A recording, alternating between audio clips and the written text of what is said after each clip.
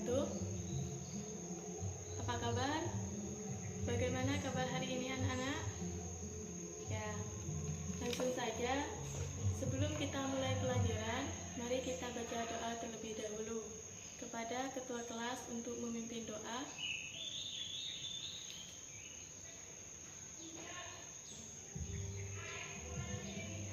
Baik, terima kasih. Selanjutnya, Ibu akan absen untuk pertemuan kali ini.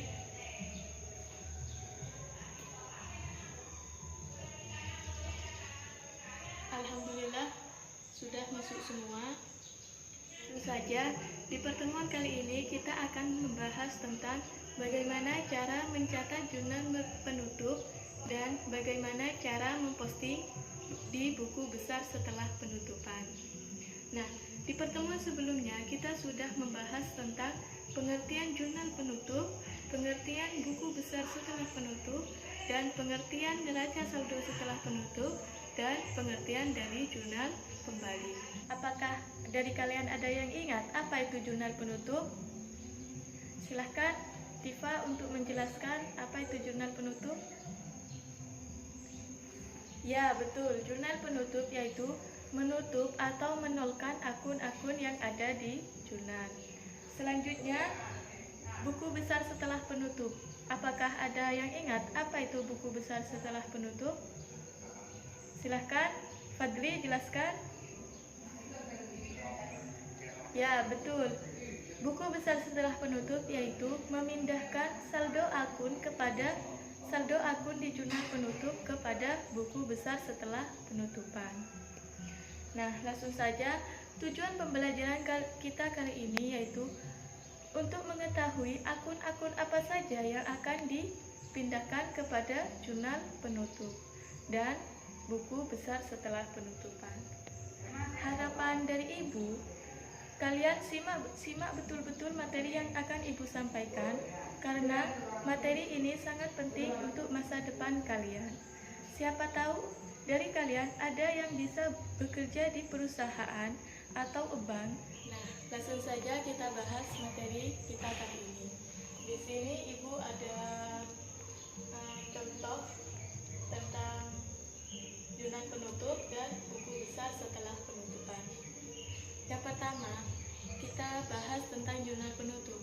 Nah, akun-akun apa saja yang akan ditutup? Yang pertama yaitu akun pendapatan, yang kedua akun beban, yang ketiga akun ikhtisar laba rugi, dan yang keempat akun priv. Nah, di sini Ibu sudah menyiapkan kolomnya. Kalian buka di buku paketnya halaman 36. Di sini ada soal ya tentang perusahaan jasa.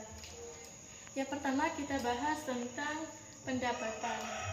Nah, di sini pendapatannya yaitu saldo normal pendapatan itu kan awalnya di kredit.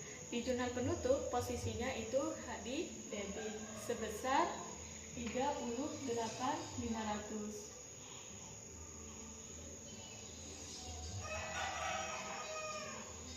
Nah, sebelum Ibu melanjutkan, di sini ada kolom ya, di sini tentang keterangan debit dan kredit. Nah, ikhtisar laba ruginya ini berada di kredit mengikuti pendapatan sebesar 38.500. Nah, apakah dari sini ada yang ingin ditanyakan?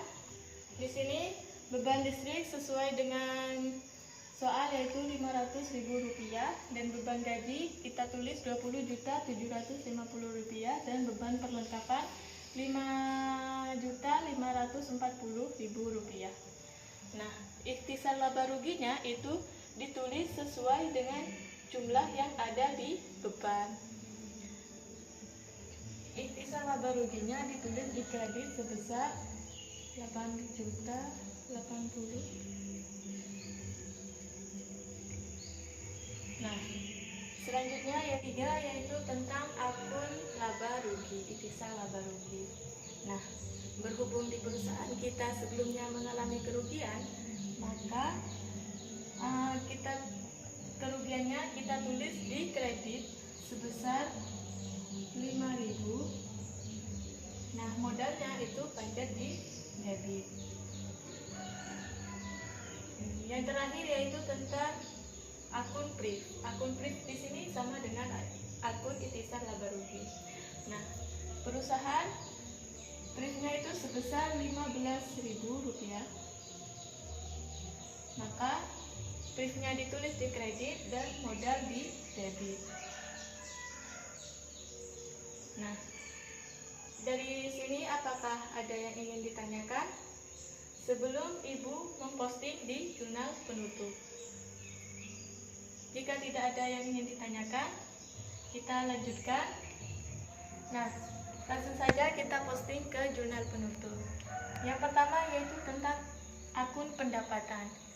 Di sini tanggalnya disoalkan tanggal 31 Desember 2019.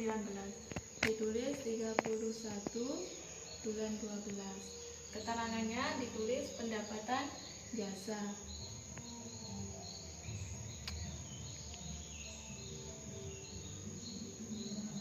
Nah, pendapatan jasa. Refnya dituliskan jurnal pendapatan jasa itu ada di halaman 1, berarti ditulis J1.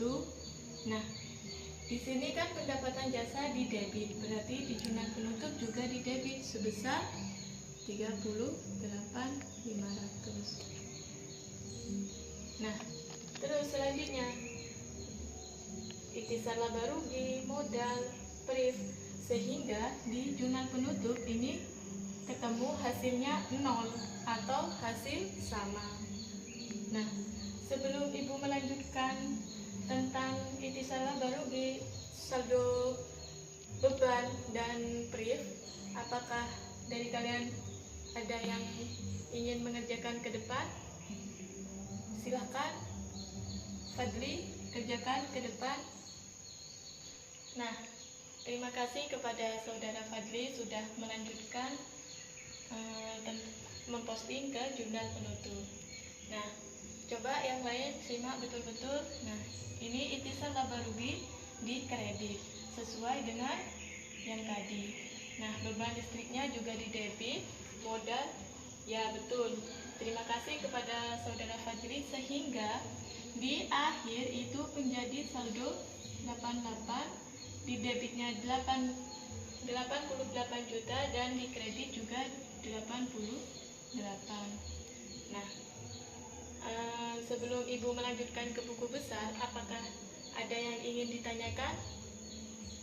Jika tidak ada yang ingin ditanyakan, kita lanjut kepada buku besar setelah penutupan. Nah, di sini Ibu menggunakan buku besar setelah penutupan, buku besar saldo ganda. Nah, yang pertama ada kolom tanggal, keterangan ref, debit dan kredit, saldo, debit dan kredit. Nah, langsung saja kalian buka di buku paket halaman 38. Langsung saja kita ambil akun pendapatan. Nah, tadi kan akun pendapatan di jurnal tanggal 31 Desember. Berarti tanggal ditulis 31 Desember. Nah, di keterangan di sini ditulis pendapatan. Refnya di jurnal kan D1. Nah, jadi di debit 38. Nah, di saldo juga ditulis di debit 38.500. Nah, seterusnya setelah akun pendapatan, akun ikhtisar laba rugi, akun beban, akun PRIV, kalian tinggal pindahkan atau posting ke buku besar setelah penutupan. Nah, sebelum Ibu mengakhiri, apakah ada yang ingin ditanyakan? Sebelum Ibu mengakhiri, di sini ada tugas individu, dikerjakan di rumah, dikumpulkan untuk pertemuan yang akan datang. Kita bahas bersama-sama. Ibu akan mengulas sedikit tentang materi yang telah Ibu sampaikan. Di sini ada jurnal penutup. Nah, jurnal penutup akun-akun apa saja yang akan ditutup? Yaitu pertama akun pendapatan, yang kedua akun beban, yang ketiga akun ikhtisar laba rugi, dan yang terakhir yaitu akun brief. Nah, yang kedua yaitu buku besar setelah penutupan. Nah, buku besar setelah penutupan itu ada 4 bentuk. Namun, Ibu mengambil bentuk yang saldo ganda. Di sini saldo ganda. Nah, dari Ibu mungkin hanya sekian. Ibu akhiri untuk pertemuan kali ini. Assalamualaikum warahmatullahi wabarakatuh.